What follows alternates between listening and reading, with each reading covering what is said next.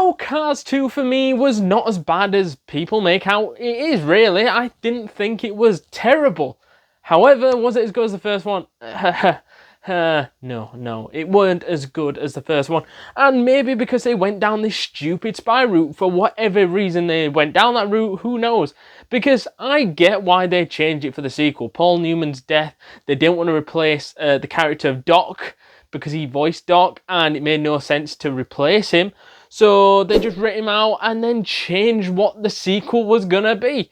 And for me, they could have gone in a 10 times different direction, but whoever came up with the spy idea is fucking mental. What are you up to now, Professor? I mean, it could have been 10 times better if they'd have just kept on this racing path that we grew to love in the first film. The idea that a rookie racer needed to put in line or with his mentor, a bit like Rocky, where, you know, working with a mentor all the way through the franchise to the point where he then eventually becomes a mentor, which happens in Cars 3. This is just not what I wanted to watch, because this, in all fairness, even though I said it's not as bad as people make out it to be, it's not like fucking soul bad, let's be honest. I wanna die. Somebody call the ambulance. However, what they defo missed the mark on is that we shouldn't just be changing something which is totally about racing and making it more about, oh, fuck that, we turn it into a spy film, and having racing be the secondary to that. That's not what Cars is about. That's not why we grew to love Cars. Because of spy stuff and acting like this is a fucking James Bond movie.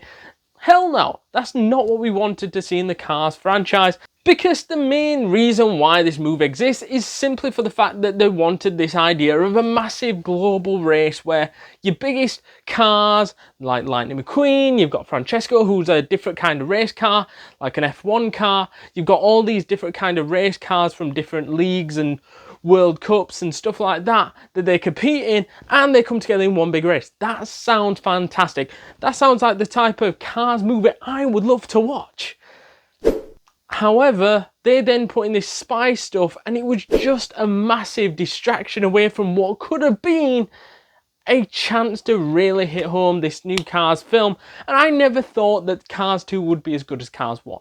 You know what I mean? It's like when Jaws 2 happened, I don't think anybody thought that would be as good as Jaws 1. However, at least you could do is compete and at least keep on that same path of what Cars 1 did and the groundwork that they laid for you to be successful, and not putting this spy stuff. And the biggest laugh out of the whole spy stuff is that these two actual secret agents think Mater is actually a spy because he accidentally stumbles upon something. It's like a comedy skit that they're doing there, where it's like, oh, Mater just rocks up and somehow solves the problem, and they think he's such a great spy, even though he's legit just fluking everything, and the answer that he's giving is just from what he knows being a tow truck, and they thought it was some kind of cover that he was under.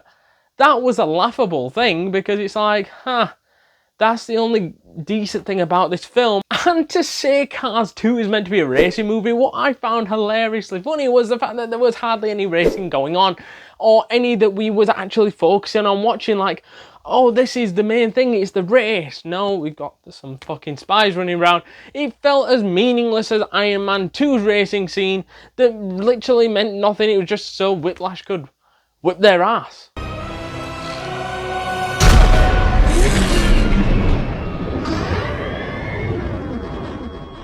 And I must say that the ending was just meh. Really meh, because what we'd build up to so far was like McQueen winning a race, Francesco winning a race, and they get into this final battle, and this should be the main event. This should be like, oh my god, the Great Britain for the last race, it's going to be huge, it's going to be massive, London, big race, who's going to win, whatever. But you had this massive distraction, this spy distraction, which you just didn't need.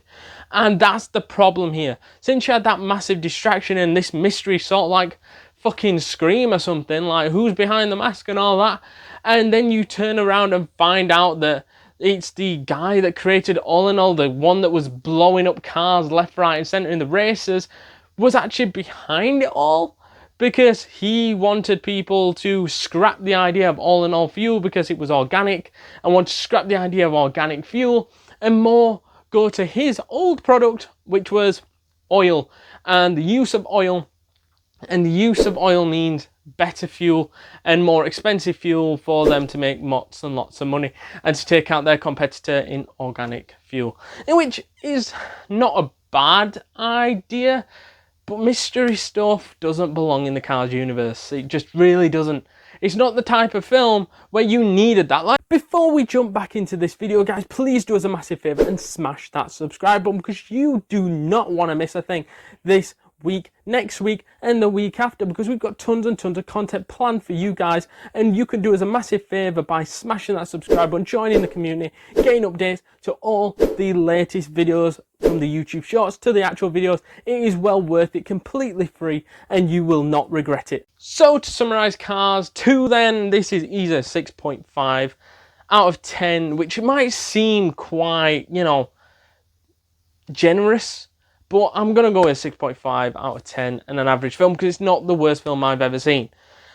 But let us know your thoughts down in the comments down below. Good, bad, terrible, amazing. Let us know all that jazz down those comments down below. And if you haven't yet seen our Cars movie review, go give that a check out right now.